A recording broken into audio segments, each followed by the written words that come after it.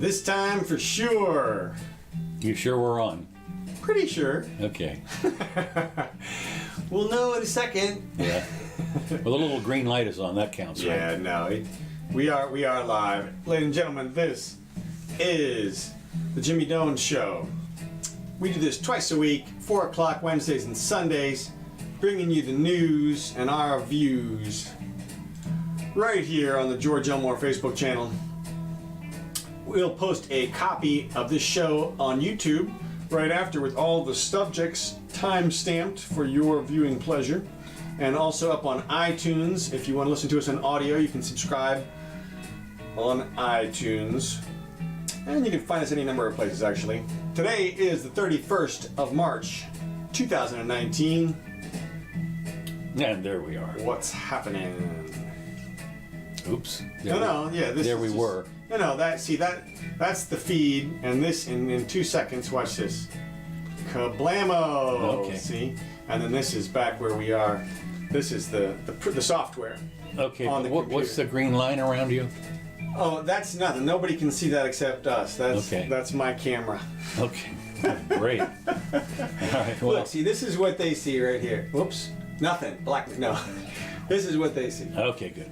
Okay. So anyway, the question is: so tomorrow's April Fool's Day. Shut up. Yeah. Oh, why did you say that? Oh, I hate that. I know, because everything is suspect tomorrow. Well, but that you have to leave it. You let it. Nobody. You don't say anything. This is one of the really cool holidays where you get to trick people with no. Well, yeah. Okay. Well, I'm staying inside tomorrow. That's all. I'm not going anywhere because I love it when the corporations get involved. When you're Taco Bell. Google more than likely will do something stupid on their splash page. Well, but and then stupid like the news people will have it on their front page of their news. Instead of having nice fake news, they'll have something. This is April Fool's Day. Watch out. Okay. It's like, man, I love it when the corporations get involved. One year, Taco Bell announced they had bought the Liberty Bell and were renaming it the Liberty Taco Bell. Okay, good. That's good. That's good. It's perfect advertising. So, all right. Well, all right. So anyway, have we talked at all about the Mueller report? Is that a trick question? Well, I mean, for some reason I got on here that it would be released by mid-April, if not sooner. We have not mentioned that. Okay. That's what Barr has come out and Okay, said. that's what Barr's come out. Well, it's interesting because the Nadler, of course, from the House, his House Oversight Committee, whatever he does, he said he wants it by Tuesday. It's the 2nd of April. Good luck. Yeah, well, that's what he said. And of course, the question is, I was listening a little bit to the Fox News this morning, Sunday, or whatever it was, a little bit, and what about that? They asked somebody, and they said, He can sue. No, not really. No, Well, he can. Oh, you can, but basically they're going to blow it off. He said it's going to be. He's not going to get the case ended by Tuesday. I can tell you that. No, that's for sure. So anyway, what they're doing, of course, is they're going through this 400-page report and trying to redact certain sensitive information, which will be interesting, and it makes perfect sense to me because there's a lot of stuff in there that There could be all kinds of stuff. It's all Social Security numbers and anything, and everything is fair game for law enforcement to look at. Well, Barr has said that he's not going to let the White House see it beforehand. He's going to release it to the Congress first, I guess. And so, in other words, the idea was that Trump could say, "Wait a minute," but they're not. They're not going to do that. Yeah, I mean. I guess it's that's kind of an interesting question. Trump, they obviously work for Trump. If he wants to see it, he can see that stuff. Oh, for sure. That's one thing. But in terms of the Congress getting a hold of it, I mean, obviously the House voted 420-0 that they wanted it. McConnell blocked the vote in the Senate, but it doesn't matter. The committees, the intelligence committees and the judicial, the top committees will get reports. Yeah. That's what's interesting is for a fact that it's going to leak. Right. Well, once it gets to that level, once it gets to Congress, it'll leak. Right. And so even if they say they won't do it, but it's interesting because the Mueller reports it's 300 pages raising questions about the 4-page summary. What was left out? Well, 296 pages were left out. You know that. The point being that there are literally millions of pages of testimony, millions, I'm sure. Probably. Mueller probably collected and generated hundreds of thousands, if not millions of pages of paper in this investigation, and Congress has made it clear that eventually they'd like to see it all. Sure. Well, yeah, Knock yourselves out. Yeah, knock you millions of pages. Yeah, go ahead. Yeah, right. Yeah, I mean, here's 500 hours of deposition tape. Knock yourselves out. Yeah. That's what I would say. Yeah, knock yourself. Well, you know what they do. I've seen this happen before. I remember it was in at least one of the made-for-TV lawyer shows where the lawyers wanted discovery, and of course, what happens is It was Class Action you're thinking of. Yes. Movie Class Action. Is that what it was? Yeah, Okay. And the boxes came in. I mean, 500,000 pages. But that was his tip-off. Right. That was his. He knew that if they sent him that many boxes, they were hiding something. Right. And so he said, "Find it." Find it. Right. And they did. Yeah, that's great. So anyway, that's kind of interesting. So anyway, we're looking forward to that. And it'll be, This won't be that situation, by the way. No. Well, we're all waiting. Of course, it's interesting because people now, for the next 10 days or so, until the middle of April, are going to be all rank speculation all over the place about. Well, when you say people, we're talking about the fringe at this point. Everybody has put this thing to bed. Trump came out and did a big rally on the whole thing. He has come out and said no collusion, total exoneration, that kind of stuff. And nobody is saying, look at how he's bending the truth. Everybody's saying, well, that's pretty close. And it is. And if the prosecutor's not going to recommend an indictment, then you're not going to get indicted for the most part. Yeah. So now, I mean, it may happen in Southern District of New York. The Southern District could still come up with some campaign finance contribution violation, but it would be the thinnest case. Thin. I mean, the paper wafer thin. Wafer thin. Absolutely See through it thin. transparent. Yeah. Because when you're talking about, they would have to catch him in exactly the right situation whereby his action would have been fine if he had disclosed it, right? Or fine if it's not a campaign contribution, but only in this exact circumstance where it's both a campaign contribution and he didn't disclose it. Right. That it's a bad act, and that's just BS. And juries are not going to let you hang somebody on that kind of stuff. And No. Good luck. Yeah, good luck on that. Okay, moving on to some beach news. Go ahead. Garfield phones beach. Aha! The Garfield phones beach mystery finally resolved. Uh-huh. Well, this is a Atlantic coast beach from France. You're there. You're there, right? Yes, sir. You're there. Okay, You're well, there. you're mostly I'm on the beach. You're kind of hovering above. hovering above the beach. Down. Okay, good. A French coastal community has finally cracked the mystery behind the Garfield telephones that have plagued this picturesque beaches for decades. And what happens is about almost every day, some of these Garfield phones wash up on the beach. And so they go out there and collect them and dispose of them and everything. Well, they finally found out where they were coming from, and it turns out there's a little cave somewhere near the beach, and in it is a container, like you find on the ships. Yeah. One of the things is about the size of a truck, and apparently it somehow got off of one of the container ships and there we are, and washed into this cave where it's inaccessible. But they did find it. They went in and looked at it, and yeah, there they are. Those are the phones. And of course, what's funny is these are the old landline phones, which are pretty much useless. But well, it's hilarious. This is something that I wish they had taken more advantage of in that movie with Tom Hanks, Castaway. Oh yeah. They could have done some really fun things like that. Yeah. You had the Garfield thing wash up every day, a new phone or whatever it is, and there were so many different things they could have had. Love letters wash up. He could have been reading to people, got to know all these different people. No, they had freaking stupid Wilson the ball there, and that's it. He went back out to the container one time, but. This is totally a 20th century problem that you gotta love. I mean, Yeah, no, really. These Garfield phones just keep washing up. Keep washing up. So anyway, since the 80s, there's a lost shipping container, what they said is these particular phones will not decompose in our lifetime. Or in a lifetime, so they're there forever. Well, that's your plastic. I always hear stuff like that about plastic, and Yeah. I call bullshit on some of this stuff. Let me tell you why. You cannot make a material that lasts for more than 100 years or so. Try it. Try to put together a material. You're talking about hydrocarbons here, these plastics. These are not the most durable things in the universe. You can see this one's already just beat up, even from having taken its little ride through the surf. Little chips and pieces. Now maybe the individual molecules won't degrade for 100 years. Who cares? Molecules? Well, exactly. Yeah. That's what I'm getting at. These phones are. I mean, this is not a permanent issue that everybody has to worry about. Well, I thought it was humorous. It's great humor. Great humor and Hilarious. So another. I mean, just got, you're laying there, you're getting a little suntan, and all of a sudden, A Garfield phone hits you in the head. Right, or you come out, phone call for you, lady. That's it. It might be a good. It might be a nude beach, in which case it'd be kind of a good thing to go up and say, phone call for you, hon. Whatever. There you go. Okay. Anyway, so now on our local beaches here, Florida police to spring breakers: drinking vodka from a sunscreen bottle only works if you don't let the deputies see you.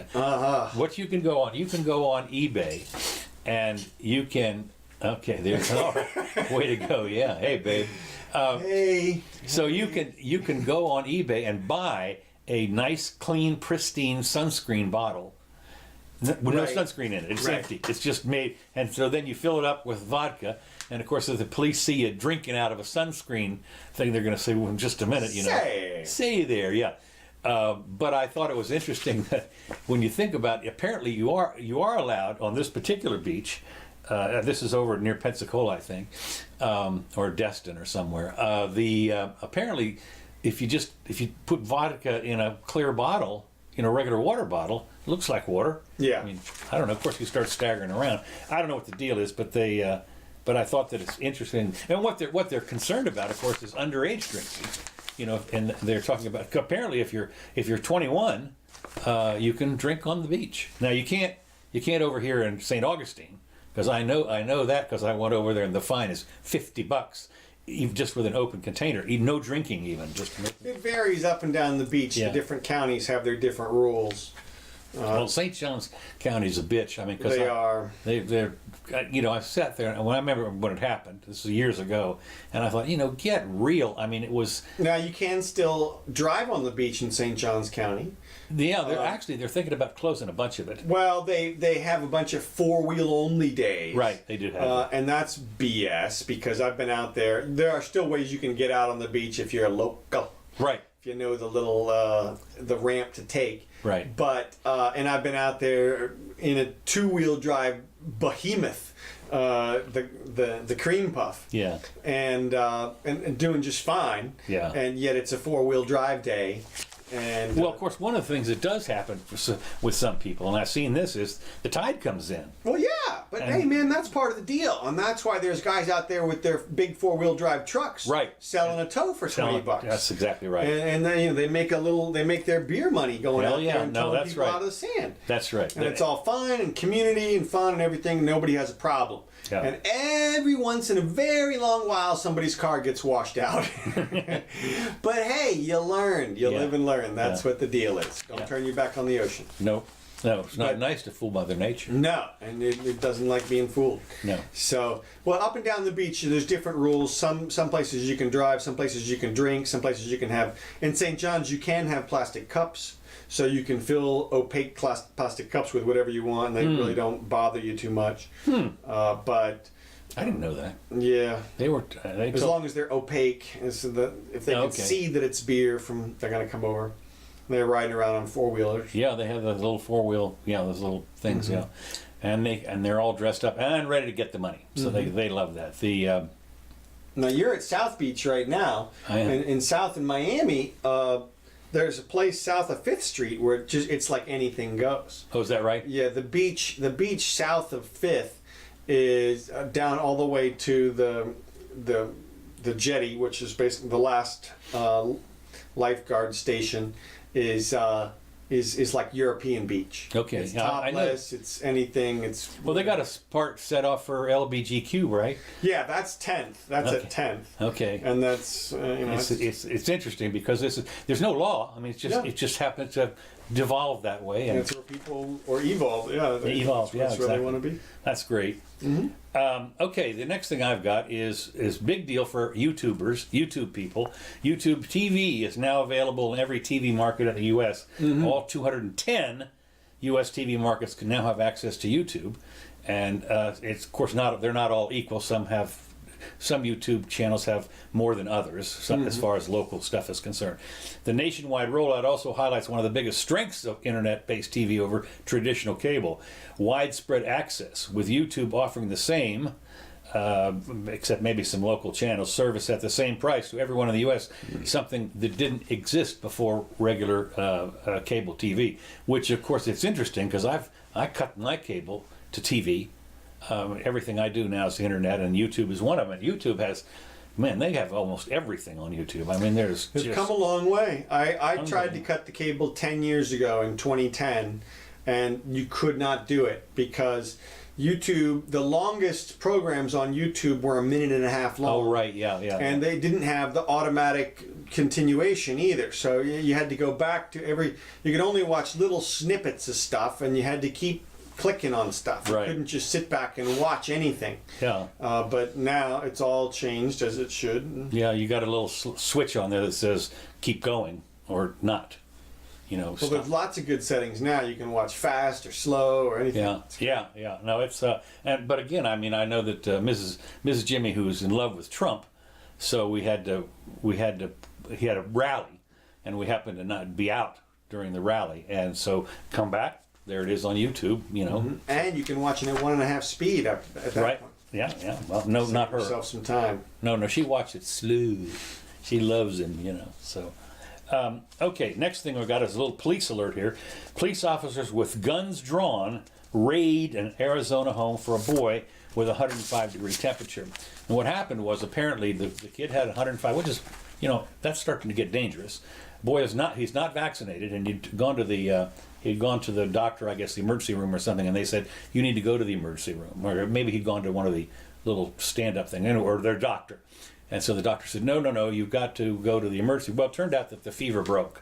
And so they said, nah, screw it. The temperature went back down, and they took the kid home.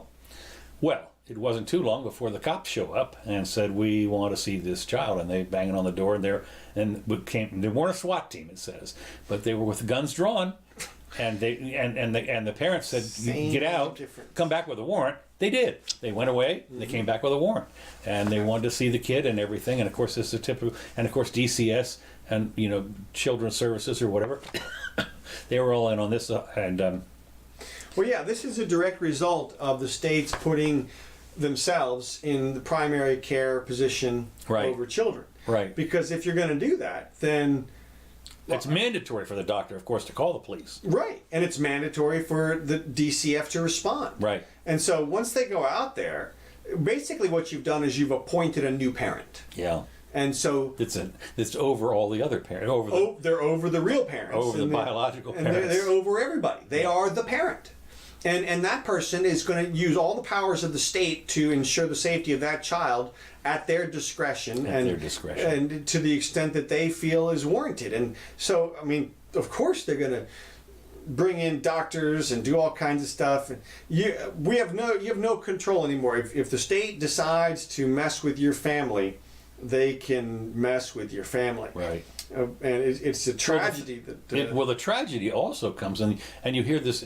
I don't think this is anecdotal, but you hear all the time about foster care where it's just abusive foster parents and so forth. I mean, well, I don't know that there's much we can do about that. No, I know, but I'm saying that they're supposed to check in on it. I think from time to time. Well, they should put the parents on some kind of don't fly list. They have all of that. They have restrictions and all kinds of stuff. The problem is that there's tons of kids in the system because they terminate parents' rights too quickly. Okay. So they remove these kids from otherwise viable families. I mean, they're troubled kids, and they're hard to deal with. Right. But the people that are going to put up with the most crap are usually the biologicals. They're the biological parents are the ones who are going to be like, all right, well, this the kid went off the rails for the 7th time. Oh well, I'm going to put them in the room again and try again or something. Put them back in a different school or whatever it is, and go the extra mile. Whereas once you take the kid from those parents and you put them in a foster kid, and you're like, well, we're paying you to do this. Then they think of it like a job. It's like, okay, I'm going to go a long way, but extra mile. Yeah. Well, you hear the horror stories about people now. Some of the actors and actresses especially, said, well, I was in foster homes and they were horrible. Just everything about it was just... Well, look, it sucks to be without your parents, and all the kids in foster home have effectively no connection with their biological parents most of the time. Yeah. So they're in a horrible situation. They're already vastly compromised relative to the rest of society. Well, I can tell you from personal experience that my parents took in a foster child. And, about my age at the time, 8, 9, 10, whatever it was. And, we just didn't get along. I mean, and that's terrible. I mean... It happens. It's a very difficult situation. What can you do? I mean, I'll say another thing that has contributed largely to it, and that is the rapidity, the ease with which we incarcerate people. Yeah. Removes parents from homes in a way that is detrimental. Yeah. And has a lot. Well, you've seen that. Damage. Because can they haul you off if they catch you driving to your home with you to meet up with your kids, and let's say they pull you over for something and take you to jail? Yeah, they take your kid at that point as well.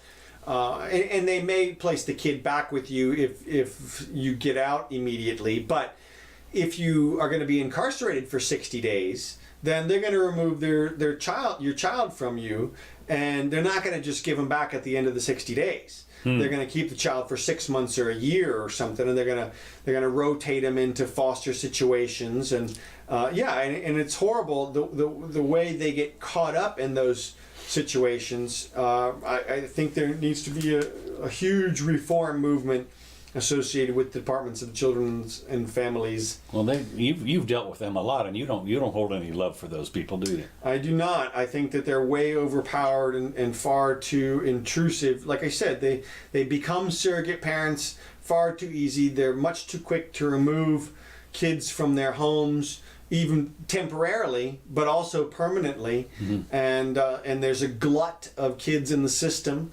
I think, in large part because of the over-aggressive enforcement. And I think most people are insulated and don't see the negative effects. They don't see what's really going on because it mostly affects poor people. But it's bad. Yeah. And one of the worst effects that nobody really quantifies and measures is the detrimental effects on the children. Yeah, well, you can bet that's something that stays with them. It's like any kind of child abuse. It's traumatic. It's incredible. Totally traumatic, yeah. Okay, well, moving along, we're talking about climate change again. Rising temperatures will help mosquitoes infect 1 billion more people. Well, no, I mean, it's by the end of the century.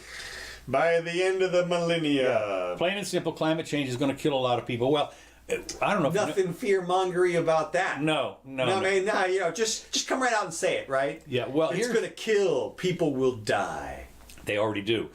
It turns out that mosquitoes are the second most prevalent cause of death. Oh yeah, it's huge. It's huge, and of course. But warm weather, mosquitoes do just fine in cold weather. Do they? Yeah. Not here. Sure they do. There's mosquitoes in Alaska and all kinds of... Oh, I know that. Yeah, I know those are some other kind of mosquito. Well, they have there's the warming will have little effect on the proliferation of mosquitoes, I believe.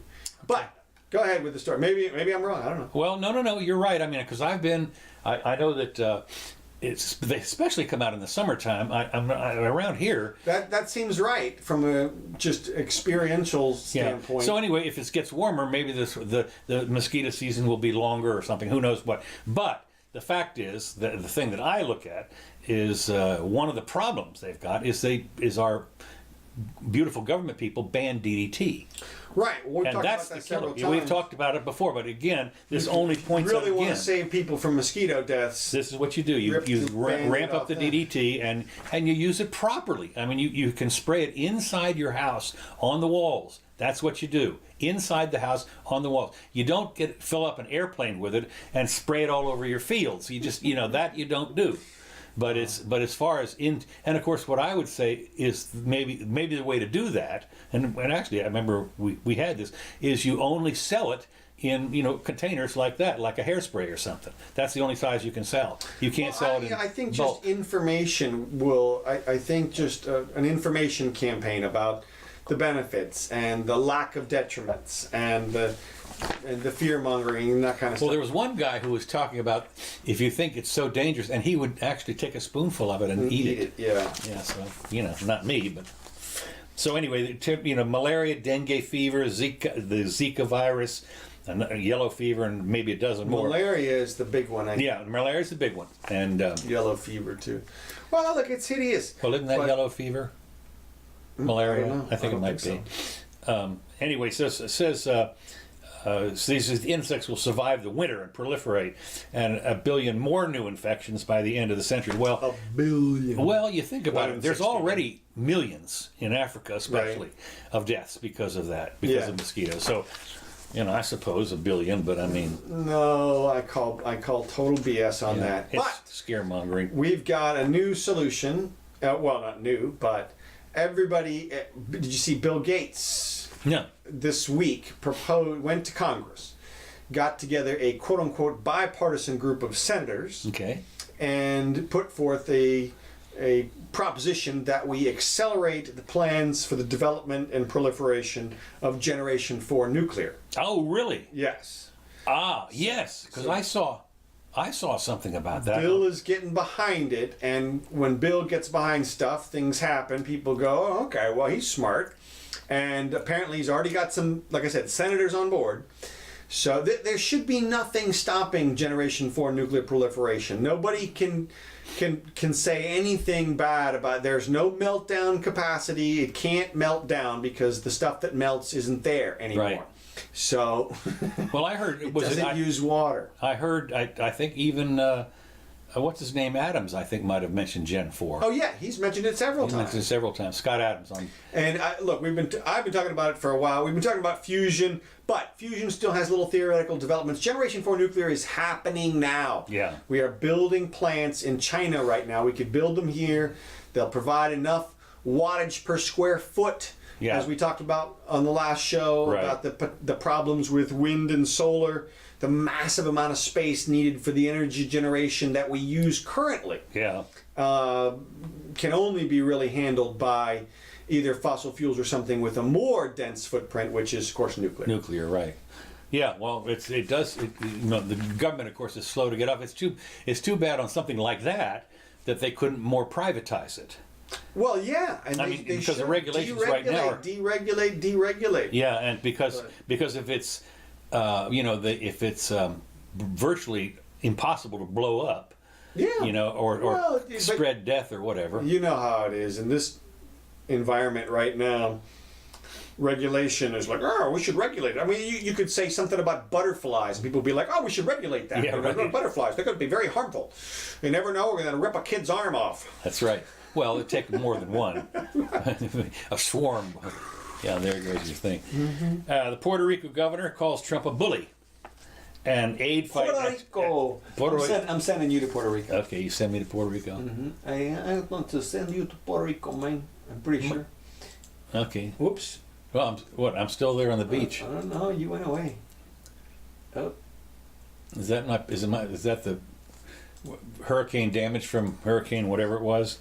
Yeah, maybe so. Okay. So anyway, Puerto Rico Governor There you are. Ricardo.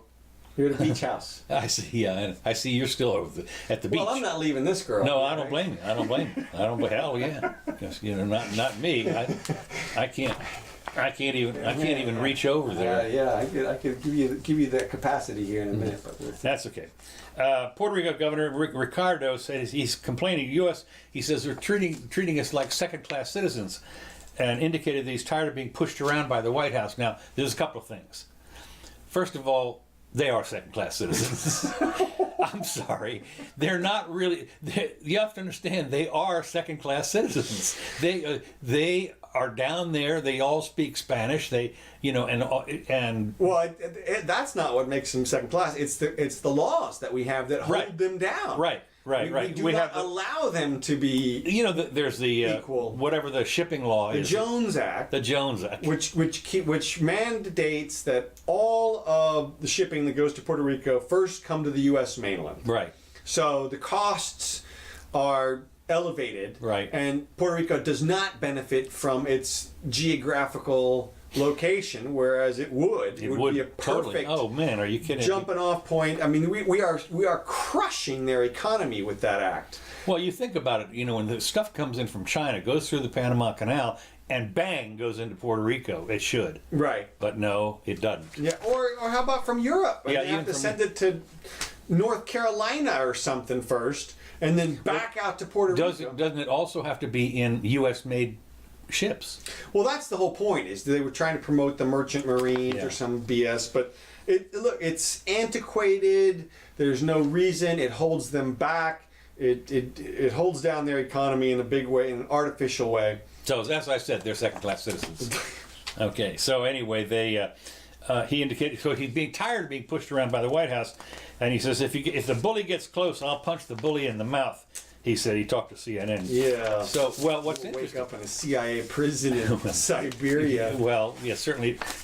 Just we don't know what happened to him. Well, he was on Air Force One, and then we think he might have jumped. Yeah, right. Well, you can see how close Puerto Rico is to Gitmo. Right. So they'd get the motorboat out of it. Right. Okay. But anyway, I just thought it's interesting. He's pushing to keep the disaster rate. What Trump says is we paid too much already. We've already paid a lot of money. He said Trump said Puerto Rico has received too much money and pushed back against providing more, according to those present. But he also previously suggested that the aid was being diverted to pay bondholders, which is not true. But my point is that what is he going to do? He's going to shake his fist at Trump and say, let me put it this way. This is the equivalent of biting the hand that feeds you, it seems to me. If you're going to start to rail on Trump because he's not giving you any money, what do you think that's going to give you money now? It's just... yeah, look, I think the guy just sort of lost his political temper, so to speak. Yeah, he did. And for sure. I didn't get the whole article in here, but it's not a strategic announcement. No, it's not. I mean, you just you start hollering about that you're going to punch the president in the no, just all bad. I mean, that's so all bad. It's ridiculous. Yeah. Okay. But I feel bad for the people of Puerto Rico. I think. Yeah, no question about it. They've been on trouble. That should be our awesome freaking vacation spot. Well, yeah, until we can get to Cuba, which is closer. Well, yeah. So anyway, moving on. I thought this was interesting. Only black reporters were allowed in a Georgia mayoral contest race event. Now, this is really fascinating. This is in Savannah. They're getting ready to elect a mayor. And so organizers of the meeting to discuss an upcoming mayoral race in Georgia barred reporters from attending unless they were black, basically, or African American. I mean, I don't know about that. I don't know about that. I don't know if you get to paint your face up or what. I don't know. Wednesday meeting at the church in Savannah was held to try to unite the city's black community behind a single candidate for mayor in the November 5th. And on sign on the door said, "Black press only." And I'm stunned that they don't see this as the ultimate in racism. I mean, it's just, I think most people do. I think they didn't. No, I know they didn't. They're pushing it to see how far they can take it. But well, I think it's just patently obvious when you separate people out by race that what you're doing is racism. I don't know. But what's really hysterical is, of course, you got to wonder, what about people from India? Or not dark enough. Not dark enough. Get out of here, light skin. Get out of here. Right. That's right. But what is amazing is that I would probably guess that a lot of the hollering and hooting that went on in there was saying that Trump is a racist. No. Yeah. God, that's one of the big things. We've been saying for a while, all you people who want to separate us out by race, all you people who want black this or Hispanic that or whatever it is, you're forgetting. We're all in this together. And we didn't have anything to do with all that separation hundreds of years ago, okay? Well, as I said before, they're still talking about. Well, I'm going to get to this in just a second, I think, but about the reparations business. They're all a lot of the Dems candidates are getting on that bandwagon. I'll get to that in a minute. They're not going to get anywhere with that. No, I don't think so. Well, you can't. Once you start telling people that they have to answer for the sins of their ancestors, then the question becomes, how far back are we going to go? Because it can go infinity.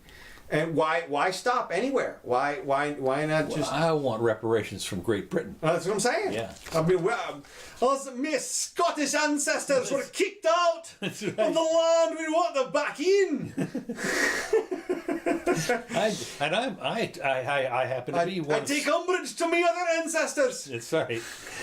That's right. I'm 1/16 Scottish or something, like 1/8 or something. That's it. Okay. Well, yeah. Okay, see, there's a big deal in Gaza. I don't know if I'm going to do that or not.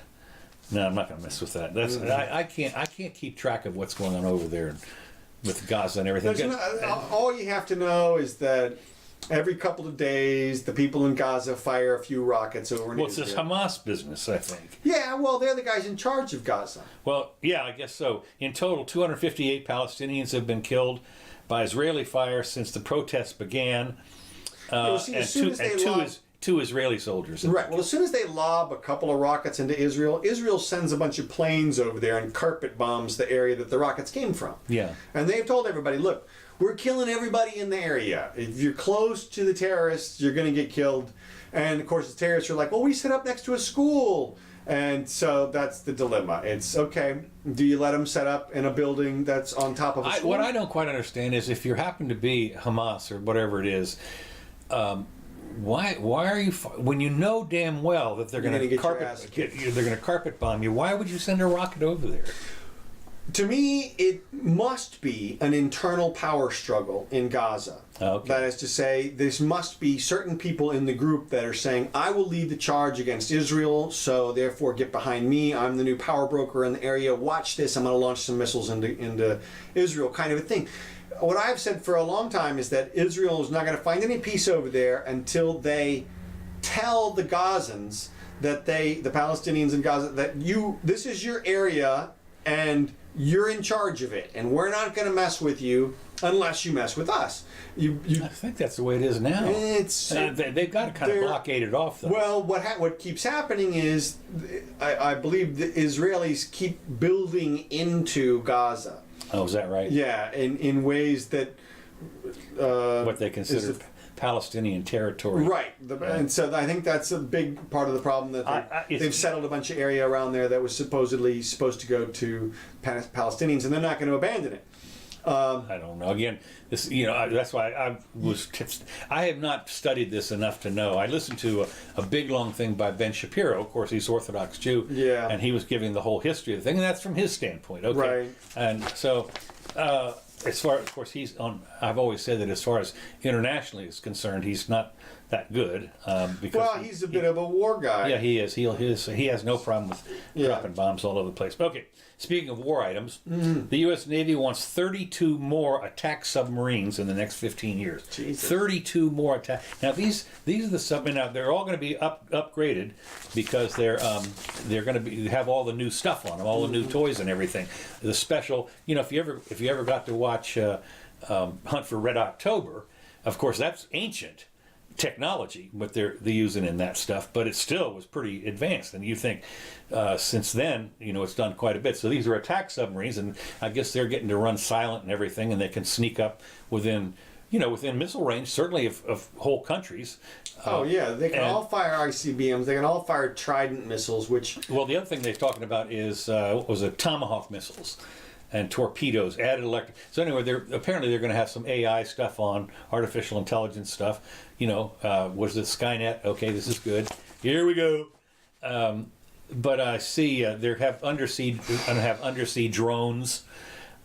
This will be. It's interesting that nobody's taken the gas pedal off of the spending for defense at this point. I mean, we are so far out in front in terms of capacity. 32 more submarines. I mean, they're all atomic powered. Number one, Well, and they are attack submarines. Right. Okay, And these are not defense submarines. No, and let me tell you something. You could look any of those submarines. I'll promise you can launch a dozen or 24 intercontinental ballistic missiles, which have MIRVing capacity. In other words, they have each of the warheads has 6 or 8 multi-kilo, like 100-kiloton warheads. Each of those missiles can devastate an entire metropolitan area. And there are dozens on one of those subs. So you're talking about dozens of subs. I mean, the capacity is ridiculous in terms of. I mean, it's ridiculous. So to assume that we need that kind of capacity in today's relatively benevolent universe, to me, what are they expecting? Again, one of the problems that you have is once the Navy starts. Well, not only that, but and of course the submarine people are not idiots. They've got not bases, but they suppliers from all 50 states to build these things. Still, man, this is just and so they're going to get the money. But the thing that I'm looking at is the problem that you have is the price. When you have these toys for guys, you want to play with them. I mean, once you get yourself a fleet of submarines, what are we going to do with that? We ought to be able to have some fun with this. Well, I don't know if I would say that, but at some point they're going to want to use them up. That can say that. Yeah. And if there's a relatively decent excuse, but you can have. Let me tell you, we have false flag excuses every day. So that's still okay. So anyway. All right, I vote no on 30 new subs. Yeah, I'm with you on that. The U.S. is studying, now talking about satellite stuff, and the U.S. is studying the India anti-satellite weapons test. Now what happened was the Indians, whatever, set up a satellite, and then they shot it down. And that takes a lot. I mean, that's a big deal to go up to. It was in low Earth orbit, which means it was probably 150 miles. They're not technologically backward. They've got nukes and stuff. Well, there's almost 1 billion of them. So, and you go here to the University of Florida, and there's whole cadres of people from India here in engineering, by the way. So what was interesting. Our guys, of course, complained. Because guess what? If they can shoot down one, they can shoot down another one. And the acting U.S. Defense Secretary Patrick Shanahan warned the nation's... Hey, they got a cool gun. We want one of those. Right. Well, that's right. He says that that they're making a mess in space because when all this debris, when it blows up, is out there. Now, it's not like there's already thousands of pieces of debris, literally in low Earth. If you blow one to pieces, you blow it into another 1,000 pieces. Well, that's right, but there's already thousands there. But what the India said was, this is in low Earth orbit, and that it's going to decay, and it'll be down in weeks. It'll come through. Well, there you go. Yeah. So it burns up in no time. It burns up in no time. They played down any risk of debris, saying the impact low Earth orbit and the remnants would decay and fall back to Earth within weeks. So that's at least they did that. I think that's pretty good. Horrible, catastrophic. Well, our guys, of course, now our guys are all upset because the fact is that somebody actually made a missile that can shoot down at a satellite. Well, guess what? Wait till they got an energy weapon that can do it from the ground. Well, you don't even need that. I mean, can you imagine if you sent something up to try and blast the space station or something? Well, yeah, and like I said, it would be a gig if you could shoot it from the ground somehow. No, that's true. Focused microwave. Well, laser at ion least. cannon. An ion cannon, yes. Now you noticed on that ion cannon, I was thinking, an ion cannon. It was slow. I mean, you'd figure it would be light speed, but no, this was like 60 miles an hour. Well, that's a big complaint about the blasters in the Star Wars era. Oh, is that right? Yeah. You can see it. Yeah, right. And I can dodge the thing if I needed to. Right. It's not like it's not nearly as fast as a bullet. Yeah, right. Which is, okay. But and they make a great sound to us. Exactly. But bullets are too fast for screen. You can't have that. No, that's right. Well, unless they're tracers or something, you know. Even so, it's Even just so, too right. fast.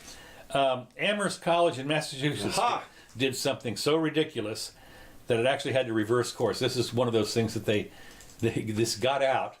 They have it now. I spent a year at right down the road from Amherst, and I used to go up to Amherst because that's where Smith is too, the girls' college. Aha! But- There you are back again. Yeah, Amherst. Yeah. Okay. Good. Yeah.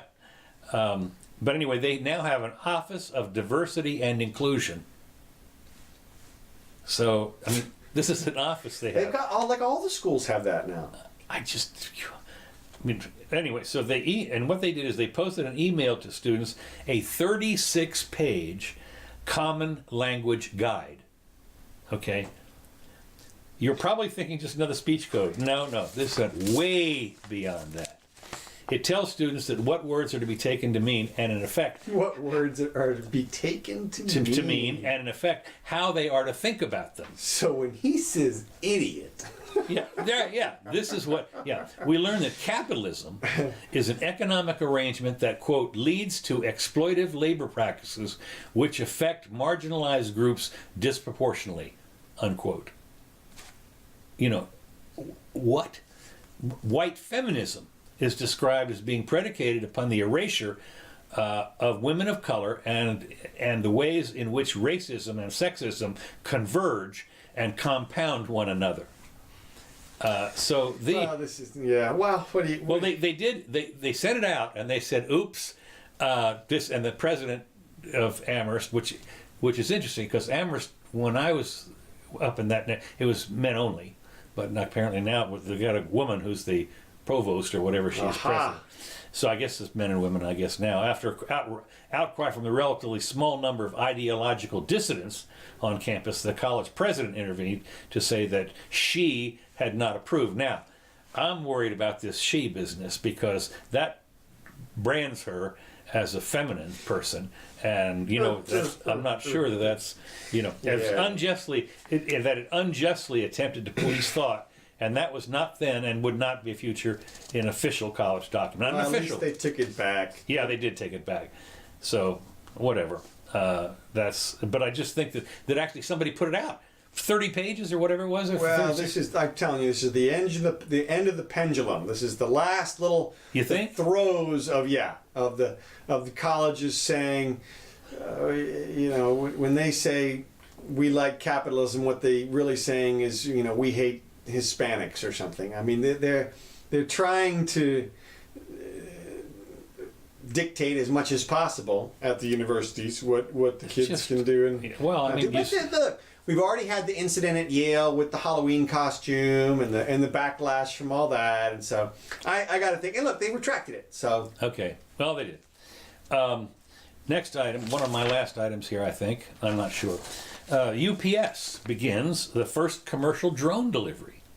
Really? Yeah. The United Parcel Service announced Tuesday that it launched a new logistics service to transport medical samples via unmanned aerial thing. And these things, I forget who makes it, this particular one, but it's one of those 4-rotor drones or whatever. It's got all the GPS and everything, and it's not totally unmanned. And what it does is it works in Raleigh, North Carolina, and what it does, it transports medical samples and stuff back and forth over about a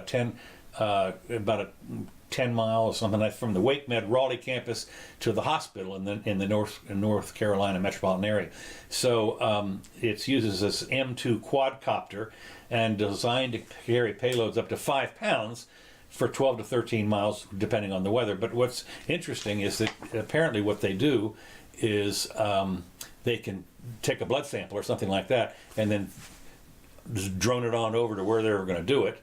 And that's pretty interesting because it reminds me a little bit of when I remember the first time I went shopping when I was a kid. They had these little pipes all over the store, and what they would do is they put the money or whatever, and this thing would go to wherever it was supposed to go, and and then come back, and like it does now in the banks. Right. When you have the little. But anyway, so this is. Well, and we talked about this technology being deployed in islands where traversing a couple of miles could take a couple of hours if you have to go up and down a valley or something. Okay. Over a river. But you can send a drone over there in 15 minutes or something. Right. Just right, they're right over there. You Yeah. can see them. Yeah. And get medical supplies back Right. and forth. Not just testing stuff, but actual life-saving technology can Well, now this be is ferried. apparently this goes both ways. You know, It's not, awesome. This is what we've been waiting for. This I've been expecting this to happen. Just waiting for the drones to get a long enough flight time to be able to make decent sized journeys. Right. Really, when the flight time is still in the minutes. Right. For almost all these drones. Well, it still says it still has a range of about 12 miles. So Yeah. that's a lot. Nothing. I mean, well, but it's not 100 miles. No. But still, when you think about from one side of the campus to the other, which is a couple of miles. And certainly in an island situation, Right. 12 miles is awesome. Yeah. Right. Okay. Now, bad news. Okay. The Rolling Stones have postponed the tour. They were supposed to be here, I think, in Jacksonville, or Oh yeah. I think that was part of the tour, but they've postponed it. Jagger, he got sick, Right. and so they don't know what happened. They're not telling what happened, but they say he's going to get back on stage as soon as possible. He's 75, and so apparently they had no details on what happened. Mm-hmm. But so the Rolling Stones, everybody that's bought their tickets in advance. He got the Miami flu. Yeah, right. Well, whatever. They said that hold on to your tickets because they're still going to be good. Okay. So, they're assuming he doesn't croak. Mm-hmm. Now, here we are. The next item that I've got here is that Miramar Mayor declares Democrats presidential bid. This is a guy here in Florida. Oh, okay. Wayne Missem is his name, hoping to. I thought you meant Fighter Town, USA, Miramar, No. California. Miramar, Florida. Oh, okay. That's it's about 120,000 people, I think, down there, something like that. Anyway, he's announced for president. He's 44-year-old construction company owner who knows why the pundits say he won't win, low name recognition, etc. His positions align with liberal voters. He favors universal health care, student loan forgiveness, infrastructure improvements, working to alleviate climate change, and focusing education towards a high-tech future. He would repeal Trump's tax cuts for corporations and wealthy to pay for it, and he would ban military stress. So he's right down the guns. He's going to ban guns too. Mm-hmm. And so, but anyway, there's another. He's number 21, I think, or 22. That's in the thing. It looks as though what's his name? What's his name? The vice president from under Obama. Biden looks like he hit a stumbling block.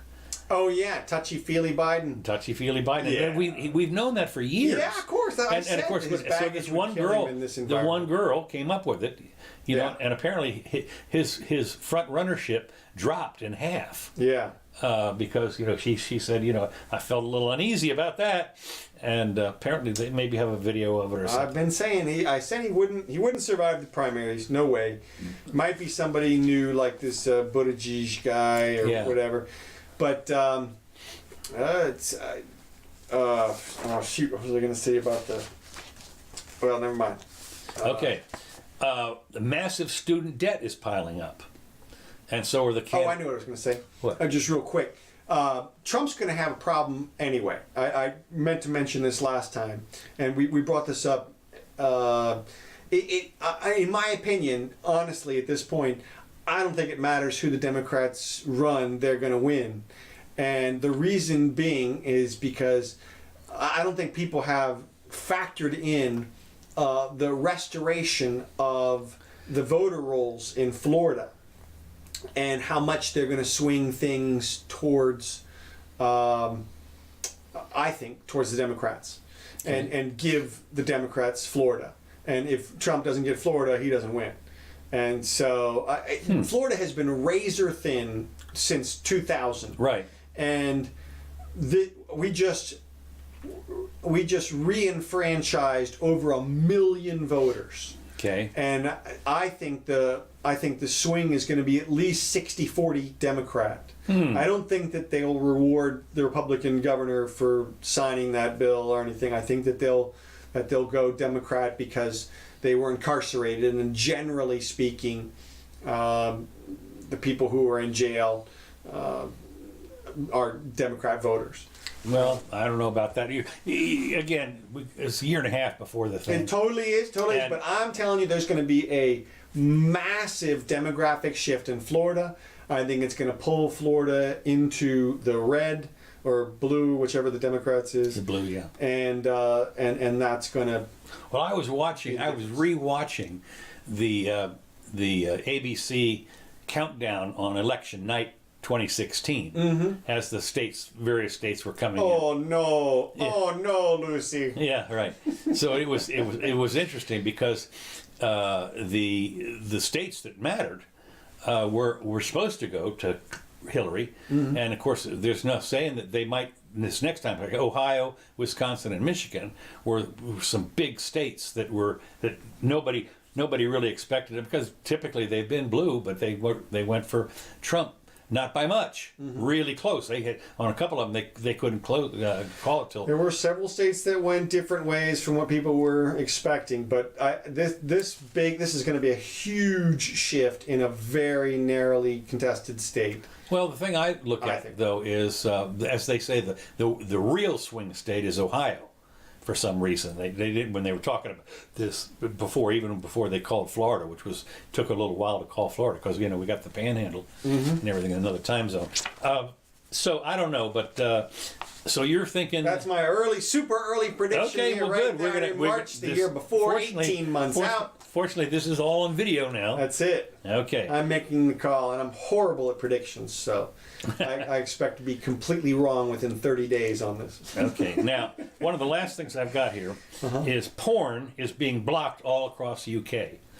Here's why people think it's a terrible idea. Some of the biggest porn sites that are all over the internet the government is going to introduce a new law that will require sites like Pornhub to introduce effective age verification blocks, yeah, I think we talked about this. Making sure people under the age of 18 cannot access them. Right. Did we talk that about? I think so. Yeah, we brought this up. It's going to be a big restriction, and it's good luck. Difficult to enforce and everything. Almost impossible. The regulation has been backed by Britain's largest children's charity, the NSPCC. This is one of those for the kids measures. Yeah, right. It's for the kids. Yeah, but I thought it was interesting is. It would appear that the government thought this was a cost-neutral freebie that they could get away with very easily without realizing the potential impact it would have on privacy and data security, said Miles Jackman, a UK obscenity lawyer. That's my specialty. I'm a lawyer. I don't know. I'm not sure that I would hang that out on my shingle. Right. An obscenity lawyer. What do you? All kinds of jokes could come with that. Anyway, that's pretty much what I've got. I've seen all the obscenities. Yeah, right. That guy knows it when he sees it. That's right. All right, let's see. Yep, all right. I talked about Bill Gates' shut up and go nuclear program. Did you see that 1 billion people's email and addresses were compromised last week? Where? On the internet by a verification service. Okay. The service when they ask you, are you a real person or just a real email? Yeah, CAPTCHA or whatever it is. Right, exactly. Those guys had a breach and lost 1 billion people's information. Oh my God. So if you think your information is private, guess what? Yeah. All right, super quick on the Smollett situation. Okay, yeah. It's still ongoing back and forth, if you can believe it. So at first, when we last left our heroes, Smollett had gotten a diversion program, basically, and he was out there saying he was innocent, and then all of a sudden he was going to get an ACP ward. Right. All the kind of stuff. Well, then it reversed again. Did it? Yes. He didn't get it? Nope, they took it away, and Chris Rock went up there on the stage and obliterated him. Really? Yes. And when Chris Rock calls you out, it's over. It's over. It's over, buddy. So I wonder if that's on YouTube. Oh, it is. Okay. Oh, yeah. It's only a minute long. It's one joke or something, but it's great, and I'll let you watch it. But so it's interesting. People have said This guy got off light. I've been saying all along, they're not going to let him get away without paying for the investigation. Now they've said the investigation cost $130,000. I guarantee you he's going to end up paying that before it's all over. Okay. And also, this prosecutor Fox is walking into the twirling blades. Oh, is that right? Yeah. She came back and walked back two things which are incredible that I've never heard walked back by a prosecutor. One was that she said that they sealed the case by accident, that they didn't really mean to seal the case. And then she said that when she recused herself, that she didn't mean that in a legal sense. Right. I She saw was just that. using the words colloquially. Okay. No and no. No and no. She better shut up now and get a lawyer, because she's about to walk into some kind of criminal offense for mishandling of cases. And You think as a I've been giving her the benefit of the doubt since way back when. This prosecutor declined to prosecute somebody else way back in the day she was famous for, and I backed her, and I still think that was the right decision. But this one is not, and she's in trouble now, and she's digging a hole. What were you going to say? Yeah, how long she been up there? She's been up there for a few years. Okay, so she should know. Oh, she knows. She knows what she. And again, she's been in hot water before. She was famous for one of the other cases that we know of. I can't. But remember. it's Chicago. Well, exactly. It was like the Philando Castile, or I don't know what it was, but it was a case I remember she declined to prosecute, I'm pretty sure, and I backed her. Well, I'll have to check it out, but she's not doing well with this one. She needs to be quiet. Okay. It's just one thing I thought was hilarious. If you saw Trump's Michigan rally, I didn't watch the whole thing. I didn't watch much of it, but I'm telling you, he is going full WWE on these Democratic candidates. Right? It is amazing. But what's also amazing is that he does the dumbest things when it comes to... Now, I say this from the Monday morning quarterback perspective, okay? He's a professional showman, okay? Right. So who the hell am I to tell him what the hell to do, Well, okay? you're a professional showman. Well, I am too, okay, yeah. But two things that he did, which I think I wouldn't have done, but whatever. He goes after Schiff for his physical appearance. Right, pencil neck. Pencil neck thing. And, of course, that's a trope that bullies also use all the time. Mm-hmm. So he's identifying with bullies. And then he says the guy's not a long ball hitter. Okay? So he identifies with who? The elite white male golf playing group is who he's pandering to. Oh, okay. By saying Schiff's not a long ball hitter. All the long ball hitters, from the country club would be like, yeah, he's not a long ball hitter. I thought you meant baseball. Big cigar. Okay, well, there you go. Maybe I got it wrong because I'm a... Well, that was my first thought when you say long ball hitter. Interesting. I took it the other way. I understand. Probably you're right. Who knows? But I thought... Either way. Yeah, from my perspective, well, your way is much better. If you meant baseball, it's a much better analogy. From my perspective, to invoke the country club people is when there's one black person. No, what are you doing? Yeah. And also, all the criticism is about him supporting white supremacists and bullies. And what does he do? He picks on somebody for their physical appearance and he identifies with white bully country club people, basically. Okay. But again, apparently he crushed it at this rally in front of 40,000 people. So. Well, that might have been, but I was I stay in my lane. Is what I do. Well, yeah. Well, it was interesting because that came up about on Fox News Sunday. The Democrat guy that they called in there, he said, yeah, you can't, he chided him on his physical appearance. That's low blow. And of course, I remember when they chided, what's her name? The Sandra, whatever her name is, for Sandra her, Huckabee. Yeah, Huckabee, for her weight. Huckabee Sanders.